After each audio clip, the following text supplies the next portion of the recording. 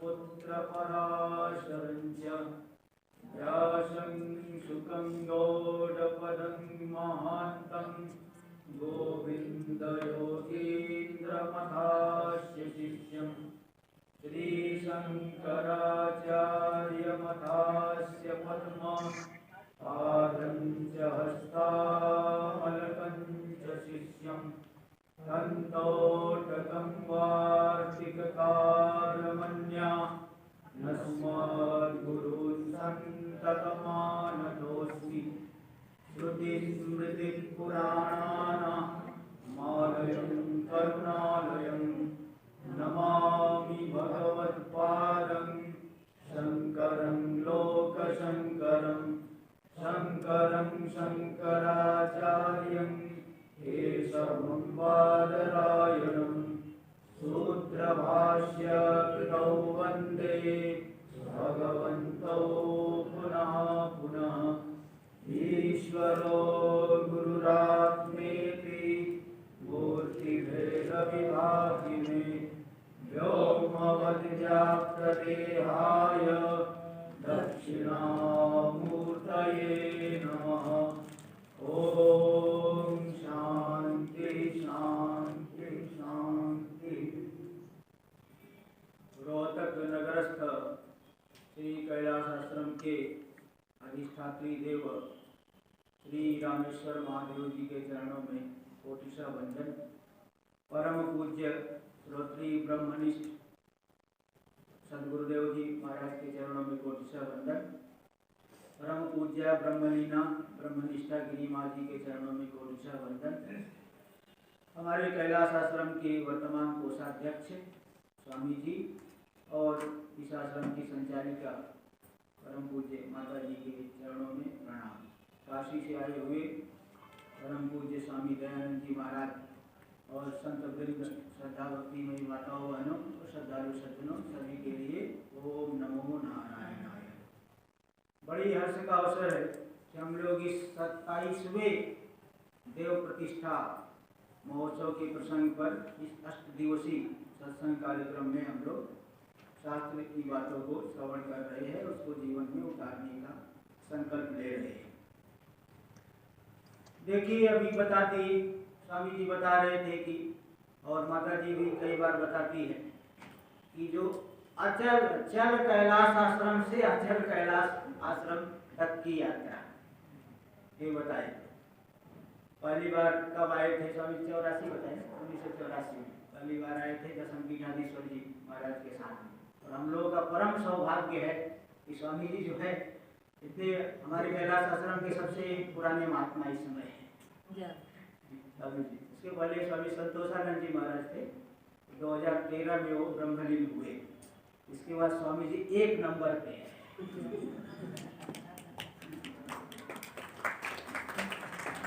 तो स्वामी जी इसलिए हम लोग क्या है पुरानी बातों को बताते रहते हैं कि कहाँ गए थे, कैसे क्या हुआ था।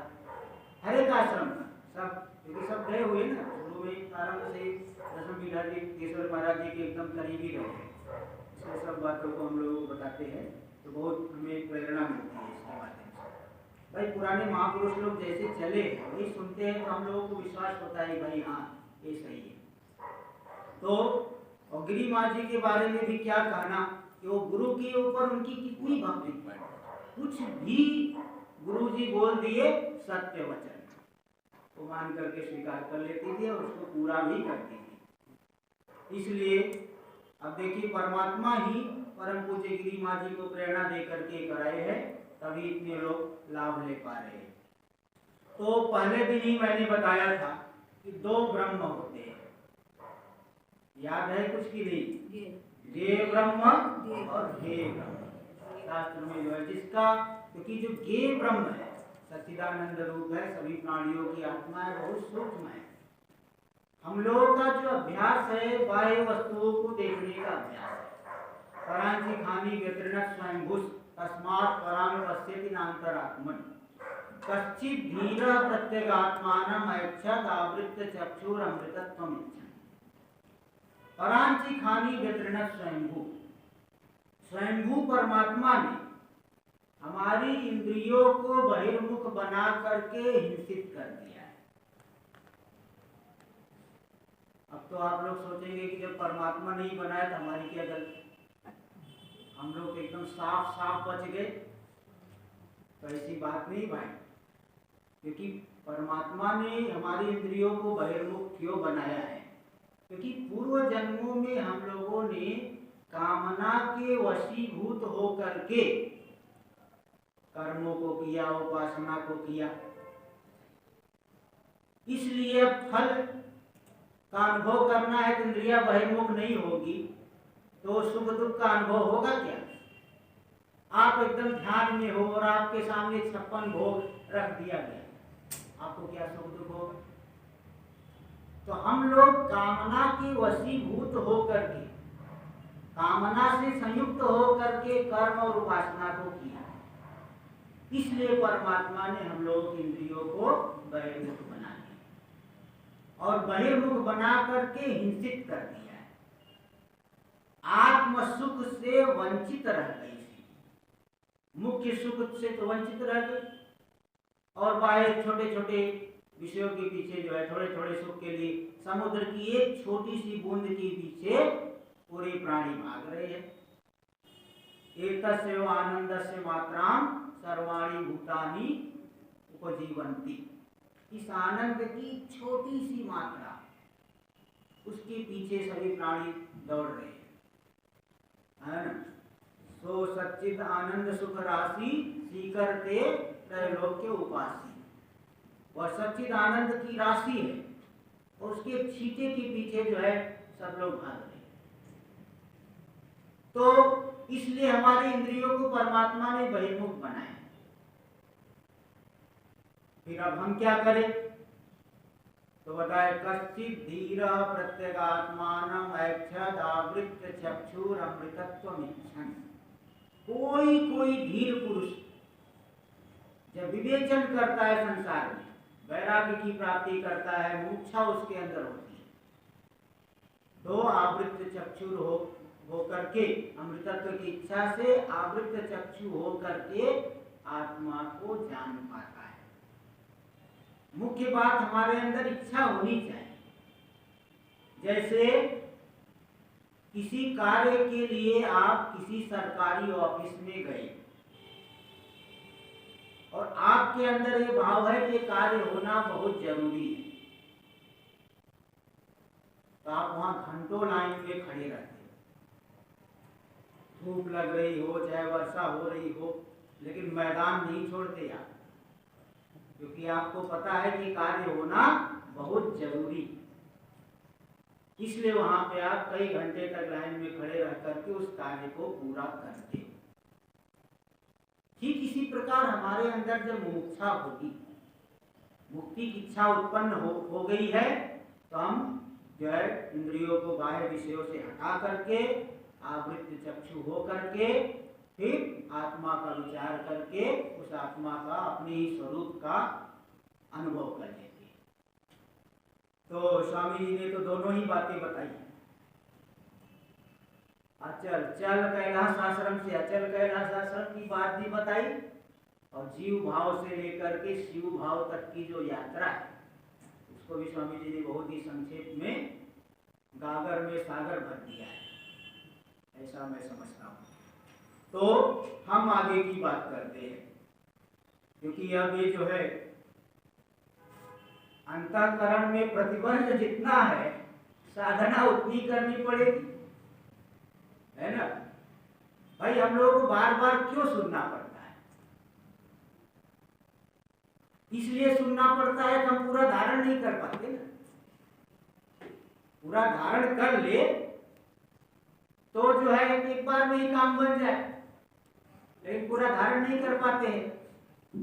उदाहरण आया है कि कोई जो है एक मूर्तिकार था, किसी राजा के पास लेके गया,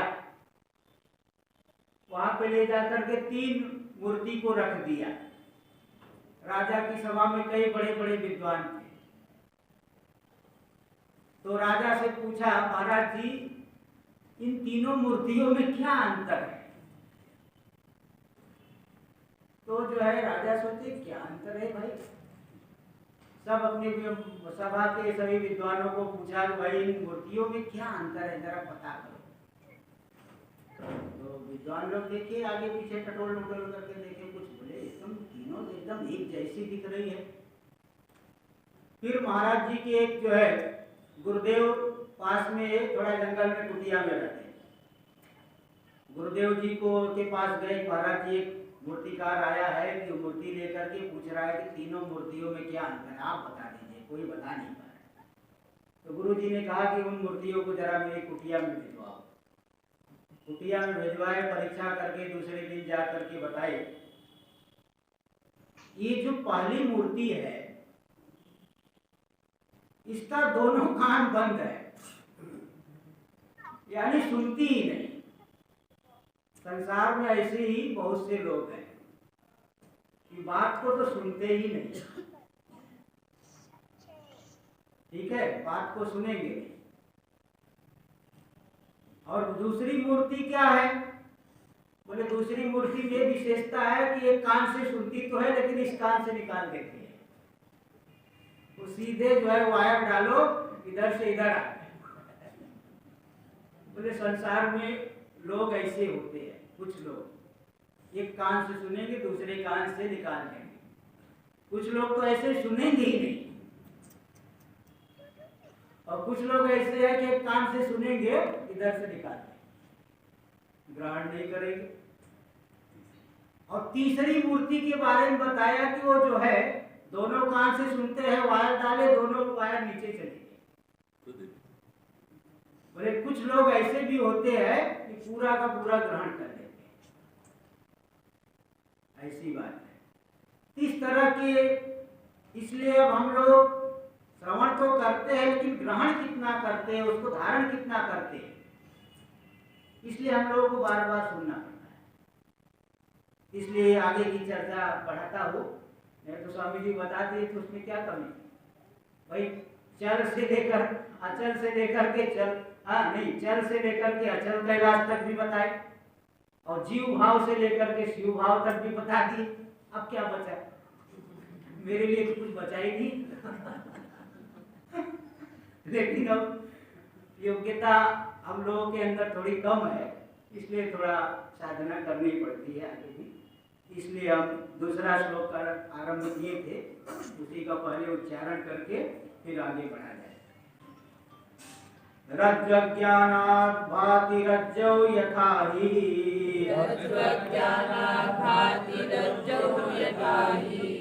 स्वात्मा ज्ञानादात्मनो जीव भावः,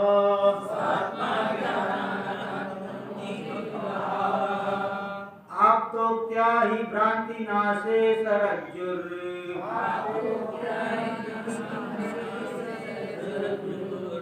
जीवो नाहं देशिकोक्त्या शिवोऽहम्,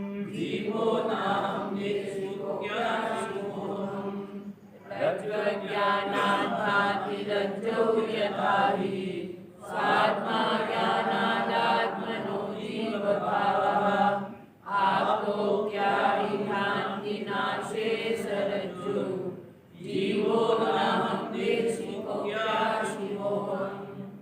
रज्ज्वज्ञानात्, रज्जु सामने पड़ी हुई है लेकिन मन अंधकार है अथवा हमारी आंखों में कुछ दोष है। 3 प्रकार के दोष कल बता दिया था, प्रमात्रीगत दोष, प्रमाणगत दोष, प्रमेयगत दोष। इन दोष रूपी निमित्त कारण को लेकर हमें वहां पे क्या भान हो रहा है? सर्प का ज्ञान हो रहा है। तो रज्जु के अज्ञान से जैसे रज्जु में किसका भान हो रहा है? सर्प का भान हो रहा है, सर्प की भ्रांति हो रही है। ठीक इसी प्रकार यहाँ पे स्वात्मा ज्ञानात् आत्मनो जीव भाव, अपने स्वरूप के अज्ञान से, अपनी आत्मा के अज्ञान से। आत्मा मतलब होता है स्वरूप, आत्मा का मतलब स्वरूप, और स्वरूप मतलब स्व का रूप, और स्व का रूप मतलब हम ही, ये नहीं कि कुछ और है। स्वरूप, स्वस्थ रूप, स्व का रूप यानी हम ही है। हम क्या है, कैसे क्या है, हमारा स्वरूप क्या है। आत्मा के विषय में एक लिंग पुराण में श्लोक आता है, यच्चाप्नोति यदा दत्ते यच्चाति विषयानि यच्चास्य संततो भावस् तस्माद् आत्मेति कीर्त्यते। यच्चाप्नोति, जो पूरे संसार में व्याप्त है। पूरे संसार में उसकी व्याप्ति किस प्रकार की है? व्याप्ति तो कई प्रकार की होती है। जैसे अंधेरे में घड़ा रखा हुआ है, लाइट जलाए, लाइट इसके ऊपर फैल गई, ऐसी व्याप्ति लोगे क्या? तो अथवा घड़े के भीतर जल रख दिए, जल व्याप्त हो गया, वैसी व्याप्ति लोगे क्या? तो बोले नहीं, ऐसी व्याप्ति नहीं है। जैसे सभी घड़ों में मिट्टी की व्याप्ति, ऐसे पूरे संसार जो है वो आत्मा से ही, पूरा संसार आत्मा में ही दिख रहा है। बस ये जो रस्सी में, जैसे सर्प में रस्सी की व्याप्ति, रस्सी सर्प रूप में दिख रही। एक तो होता है परिणाम, एक होता है विवर्त। परिणाम किसे कहते हैं? उपादान समसत्ताक कार्यापत्ति।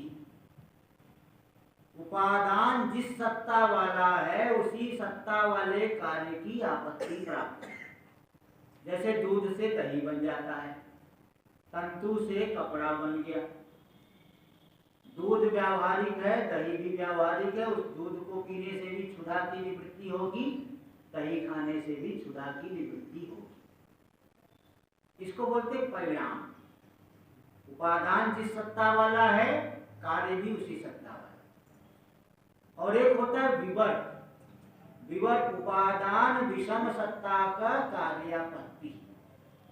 उपादान से विषम सत्ता वाले कार्य की प्राप्ति। जैसे रस्सी तो व्यावहारिक है, लेकिन सर्प जो उसमें दिख रहा है प्रातिभासी। प्रातिभासी मतलब जब तक भ्रांति है तभी तक दिखेगा, भ्रांति हटने पर एक क्षण भी नहीं दिखेगा। यही प्रातिभासिक सत्ता। स्वप्न का संसार कब तक दिखेगा? जब तक हम लोग वहां पे स्वप्न देख रहे हैं। जैसे जागृत में आए, एक क्षण भी स्वप्न का संसार नहीं। ये है विवर्त। तो इसलिए देखिए, आत्मा की व्याप्ति पूरे संसार में इस प्रकार से, जैसे सर्प में रस्सी की व्याप्ति। तो यच्चाप्नोति, जो पूरे संसार में व्याप्त है। यदा दत्ते, जो पूरे संसार को अपने में लीन कर देता है, संहार कर देता है। पूरा संसार लीन होगा, प्रलय होगा, कहाँ जाएगा? आत्मा में ही लीन होगा। कहीं जो है स्वप्न का संसार कहाँ लीन होगा? दृष्टा में। जो दृष्टा स्वप्न को देख रहा था, दृष्टा में ही कल्पित था, दृष्टा में ही लीन होगी। तो यदा दत्ते, जो संहार काल में पूरे जगत को अपने में लीन कर देता है। यच्चाप्नोति यदा दत्ते यच्चाति विषयानि, और जो उपाधि के साथ जुड़ करके विषयों का भोग करने वाला हो गया, भोक्ता बना। भोक्ता कैसे बना है? उपाधि के साथ, शरीर आदि के साथ जुड़ करके। आँख के साथ जुड़ गया तो क्या कहेंगे? दृष्टा, देखने वाला।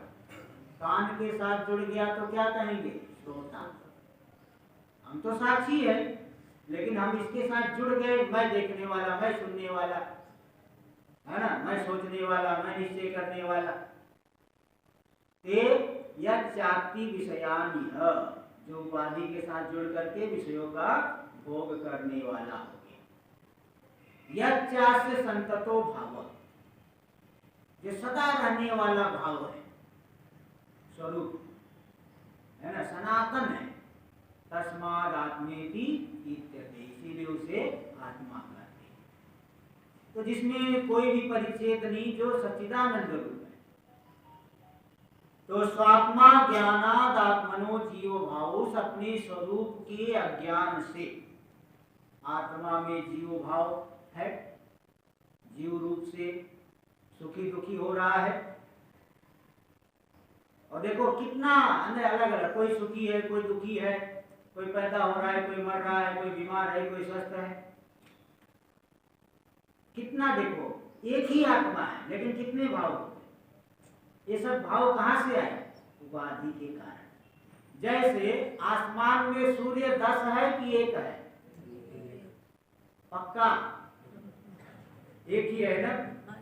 अब यहाँ नीचे 10 घड़े रख दो, 10 घड़ों में पानी भर दो और किसी में लाल रंग डाल दो, किसी में पीला, किसी में काला। तो लाल रंग वाले में सूर्य लाल दिखेगा, पीले रंग वाले में पानी जहाँ पीला रंग डाल दिए पीला दिखेगा सूर्य, किसी में नीला दिखेगा। अब बताओ सूर्य कितने प्रकार का दिख रहा है? कहीं लाल दिख रहा है, कहीं पीला दिख रहा है, कहीं नीला दिख रहा है, लेकिन ऊपर वाला सूर्य तो एक ही है। तो इसी तरह से यहाँ पे भी आत्मा एक ही है लेकिन उपाधियां अनेक प्रकार। सबके जो कर्म है ना, विद्या काम कर्म, विद्या काम कर्म, इनकी वजह से संसरण हो रहा है। जिस प्रकार की कामना है, जिस प्रकार का कर्म है, ज्ञान है, उसी पर उसको उसके आधार पर नाना प्रकार के शरीर मिलते हैं। यथा कर्म यथा श्रुतम, जैसा जीवन पर्यंत कर्म करेगा, जैसा जीवन पर्यंत चिंतन करेगा, उपासना करेगा, चिंतन करेगा, ध्यान करेगा, वैसा ही आगे शरीर मिल जाएगा। क्यों? क्योंकि जैसा कर्म किया है, जैसा जो है चिंतन किया है, उसी के अनुसार अंतिम समय में हमारी मनोवृत्ति बन जाएगी। इसको आप लोग, माता जी ने आप लोगों को बताया होगा, तृण जलायु का न्याय। जैसे जोक जो है पहले आगे वाला हिस्सा रख करके पीछे वाला उठाता है, फिर पीछे वाला रख करके आगे ऐसे ऐसे करके चलता है। ऐसे जीव जब मरण काल में भावनाओं के आधार पर अगले शरीर को पकड़ लेता है। तो आप सोचोगे कि हम तो सीधे ब्रह्मा का ही शरीर पकड़ेंगे, देवताओं का शरीर पकड़ेंगे। भाई ऐसा स्वतंत्र नहीं हुआ। जीवन पर्यंत जैसा करोगे तो ऐसी ही आकृति आएगी। एक उदाहरण आता है कि कोई एक बनिया आदमी था, जीवन पर्यंत उसने कोई पुण्य कर्म नहीं किया। अब अंतिम मरण काल आ गया, उसके जो लड़के थे, नाती पोते थे, बड़े चालाक थे। अब मरण काल नजदीक आ गया है तो लड़कों ने सोचा, नाती पोतों ने सोचा कि हमारे पिताजी दादाजी का जो है कि दुर्गति हो, ये तो बहुत खराब बात है। जीवन पर्यंत भले भगवान का नाम नहीं लिए, लेकिन अंतिम समय में भगवान का नाम उनके मुख से उच्चारण करा लिया जाए कोशिश करके। वो लोग बड़े चालाक थे।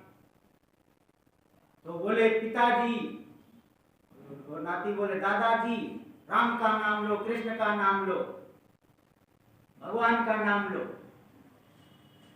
दादाजी बोल रहे नहीं, मुख में आ ही नहीं रहा है, मुख में राम का नाम आ ही नहीं रहा। जीवन पर्यंत लिया ही नहीं, तब समय कहां से आएगा?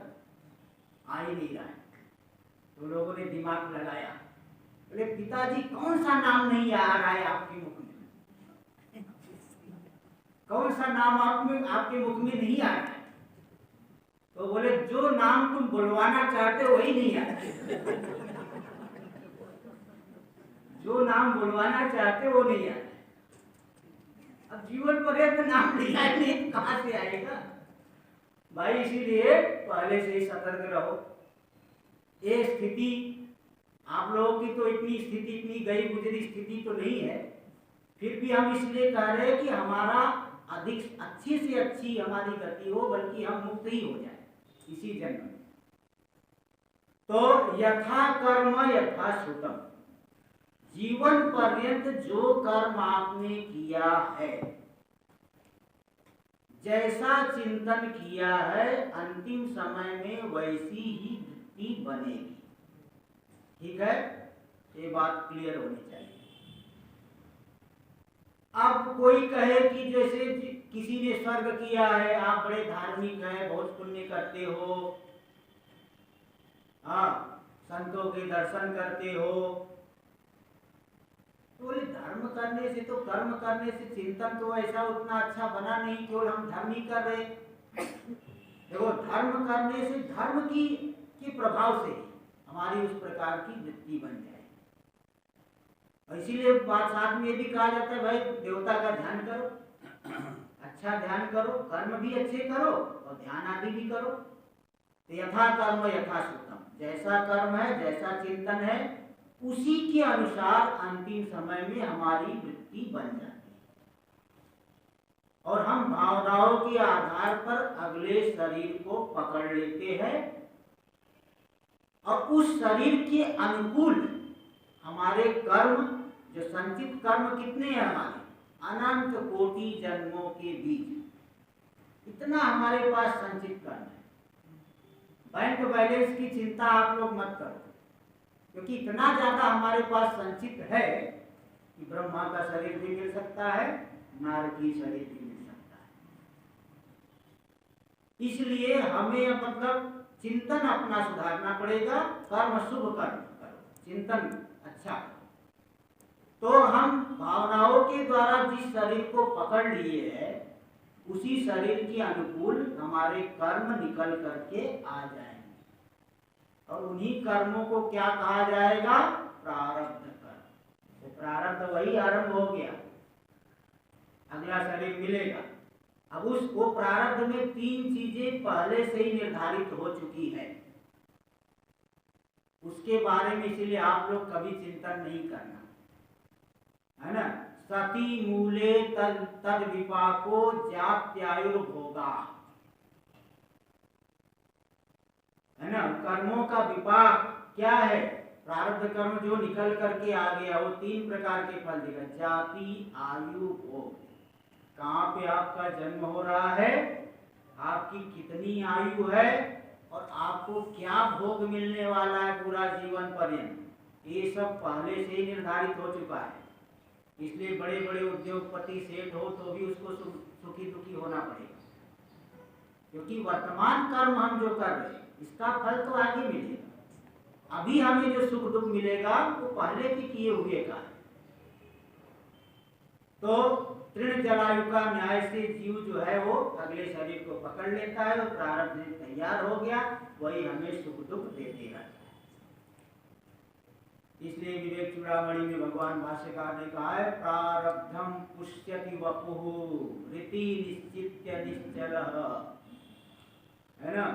प्रारब्ध ही हमारे शरीर का पोषण करता है, ऐसा निश्चय करके निश्चल होकर धैर्यम आलम्बे यत्नेन स्वाध्यासापनयम कुरु, धैर्य का आलंबन लेकर के प्रयत्न पूर्वक अपने अध्यास का अपनयन करो, भ्रांति को मिटाओ। इसलिए इन चीजों के बारे में कभी आप चिंता नहीं करिए, हम कब तक जिएंगे, हमें क्या सुख दुख मिलेगा, ये तो महात्मा लोग खुद अनुभव किए हुए। हम लोग भी जब घर छोड़ दिए, भाई किसके आधार पे हम लोगों ने गृह का त्याग किया, परमात्मा का ही आधार लेकर के छोड़ा गया है। इसलिए चाहे जंगल में भी जाके बैठे हैं वहां भी सब कुछ मिला है। ये नहीं कि जंगल में जाके बैठ गए तो भूखे रहेंगे कई दिन तक, ऐसा कुछ नहीं, वहां भी कुछ न कुछ व्यवस्था हो जाती है। ये अनुभूत बात है, ठीक है। इसलिए कभी भी आप ये नहीं सोचना आगे हम क्या खाएंगे, है ना, कितना जिएंगे, वो पहले निर्धारित हो चुका, उसकी चिंता मत करो। आप वर्तमान कर्म को सुधारो, वर्तमान चिंतन को सुधारो, पुरुषार्थ करने में आप स्वतंत्र, ठीक है। भोग में आप स्वतंत्र नहीं, पुरुषार्थ करने में स्वतंत्र। इसलिए अब ये अनादिकाल से घूम रहा है जीव, स्वात्मा ज्ञानाद आत्मनो जीव भाव, अपने स्वरूप के अज्ञान से आत्मा में जीव भाव आ गया है, अपने आप को सुखी दुखी मानता है, संसारी मानता है। इस भ्रांति का नाश कैसे हो, तो जैसे दृष्टांत और दार्ष्टान्तिक दोनों साथ में लीजिए। आप तो क्या ही भ्रांति नाशे सरज्जुत, जैसे रस्सी में सर्प की भ्रांति हुई, भागा वहां से डर के मारे, भयभीत हो गया, कांपने लगा। अरे बहुत बड़ा सर्प है भाई, उधर मत जाओ। दूसरे आदमी ने बताया, कहाँ सर्प है? मैं अभी जाके आया था। हाँ सर्प है, चलो दिखाओ। तो गया जो है वहां पे पहुंच गया जहाँ सर्प की भ्रांति थी, जाके दिखाया, ठक ठक आवाज करके भी देखा। अकेले में भी रहो, सर्प की भ्रांति, जरा ठक ठक आवाज करो, असली सर्प होगा तो भागेगा, और नकली सर्प होगा तो कहाँ से भागेगा? अगर वास्तव में सर्प रहेगा तो आप ठक ठक आवाज करोगे, भागेगा कि नहीं? और सर्प ही नहीं तो भागेगा क्या? रस्सी थोड़ी, दंड थोड़ी भागता है। इसलिए जब आप्त पुरुष के वचन को सुनकर, आप्त किसे कहते? यथार्थ आप्तस्तु यथार्थ वक्ता, जो यथार्थ बोलने वाला, जैसा अर्थ है वैसा बताने वाला, उसको क्या कहते? आप्त पुरुष। उसी को कहीं कहीं शिष्ट भी कहते हैं। शिष्ट, एक शिष्ट शब्द भी आता है, उसका भी अर्थ आपको बता देता हूँ। फल साधनता से भ्रांति रहितत्वम शिष्टत्वम। फल क्या है, साधन क्या है, फल क्या है, इस विषय में जिसको भ्रांति नहीं, उसको कहते हैं शिष्ट। जैसे आपको बीमारी हुई, आप डॉक्टर के पास गए, अब आपको पता नहीं कौन सी बीमारी है, इसकी दवाई क्या है, लेकिन डॉक्टर को पूरी तरह से पता है इसको बीमारी क्या है, इसकी दवाई क्या होगी। वो साधन के अंश में भी भ्रांति से रहित है और फल के विषय में भी भ्रांति से रहित है। इसी प्रकार संसार कहाँ से आया, क्यों संसार विस्तृत हो रहा है, इसका विनाश कैसे होगा, कैसे जीव परम शिव भाव की प्राप्ति करेगा, ऐसे डॉक्टर लोगों के पास जाना पड़ेगा। जो अभी स्वामी जी बताए दिए थे, जीव भाव से शिव भाव। भाई परमार्थ में तो डॉक्टर यही लोग हैं, ये बात आपको मानना ही पड़ेगा। व्यवहार में डॉक्टर अलग होते हैं, परमार्थ के डॉक्टर कुछ अलग ही है। मतलब शिष्ट, जिन्होंने गुरु से सीखा है, विधिवत उसका जो है धारण किया है। इसलिए शिष्ट का अर्थ क्या बताया? फल साधनता से भ्रांति रहितत्वम शिष्टत्वम। फल और साधन अंश में जिनको कोई भ्रांति न हो, वही शिष्ट पुरुष है। तो आप्तोक्त्या ही भ्रांति नाशे स रज्जु। आप्त पुरुष यथार्थ वक्ता जब बता दिया भाई वहां सांप नहीं है, मैं खुद जाके आया, अब उसको थोड़ा सा विश्वास आ गया, ये ठीक कर रहा है, इनकी बात में दम है। वाणी से भी मालूम पड़ता है कि हाँ विश्वास के साथ कहता है, और जिसको कुछ खुद पता नहीं, हाँ ऐसा हो सकता है, खुद जो है संशयग्रस्त है, दूसरे को क्या संशय दूर करेगा। स्वयं तीर्णा परान तारयति, स्वयं जो दलदल से बाहर निकल चुका है वही आपको निकाल सकता है। खुद दलदल में फंसा है और प्रतिज्ञा कर रहा है लंबी लंबी, ऐसा आदमी आपको थोड़ी सी भी राहत नहीं पहुंचा पाएगा।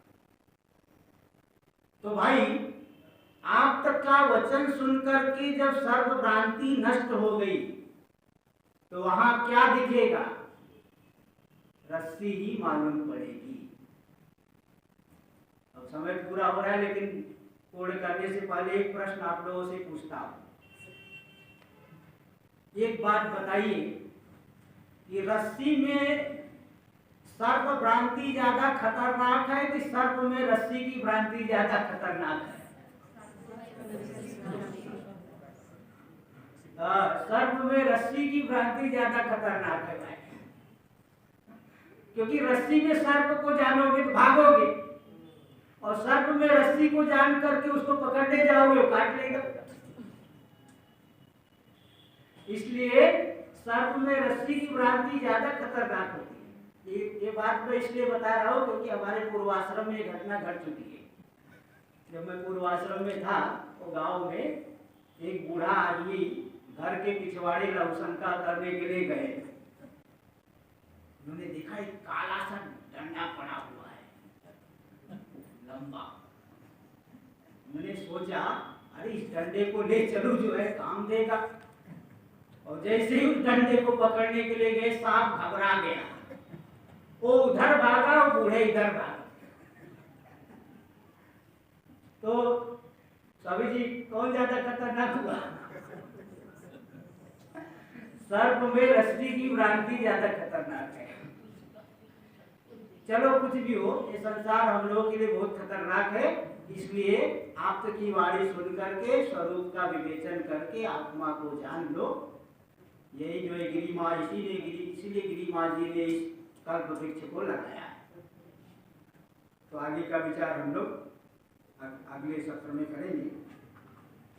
ओम पूर्णमदः पूर्णमिदं पूर्णात् पूर्णमुदच्यते पूर्णस्य पूर्णमादाय पूर्णमेवावशिष्यते।